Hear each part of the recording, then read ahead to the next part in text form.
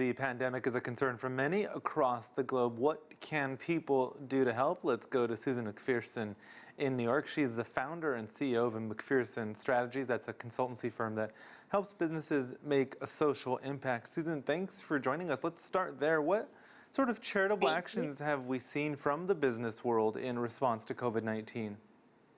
Well, business stepped up extraordinarily the last several months.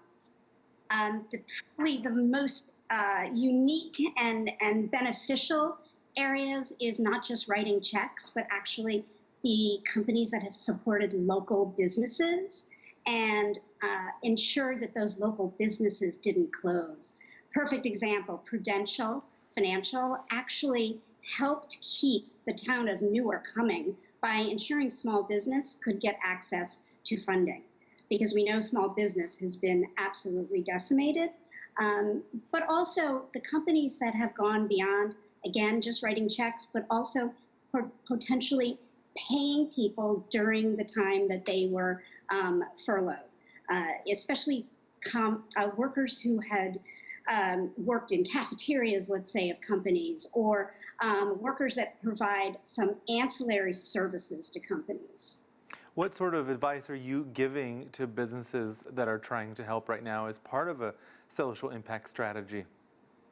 Well, it's manifold, and it obviously depends on the size and the location of the company. In the Northeast, where it was hit hardest several months ago, we're obviously telling them different things now. If anything, the most important thing is reminding people to stay socially distanced, and also offer, in addition to funding, can their employees provide skills-based volunteering, which of course is difficult because they can't physically go and be with the people who need it.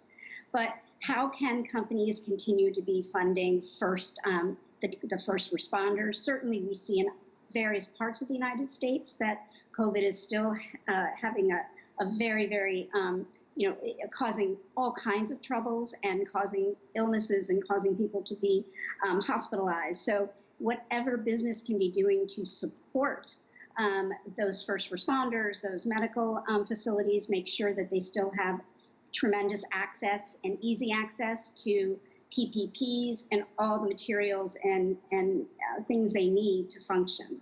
What about individual giving? How has COVID-19 affected that, and notably the nonprofits that rely on in-person fundraising?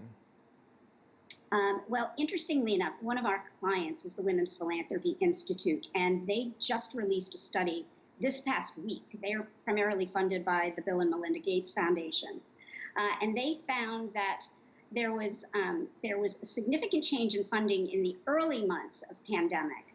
But the good news is people have stepped up giving, and we're now looking at about 56% of U.S. households have been engaging in some sort of charitable activity. And the majority of households have maintained their giving levels.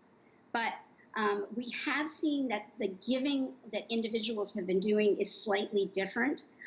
In many cases, people are giving indirectly to nonprofits on the front lines. For instance, they may be funding campaigns that are providing financial support to restaurants so that restaurants can be sending food to first responders and hospitals. So it's kind of in some ways disrupted how people are giving in this country. But the good news is people are still very much being philanthropic at a time we desperately need them.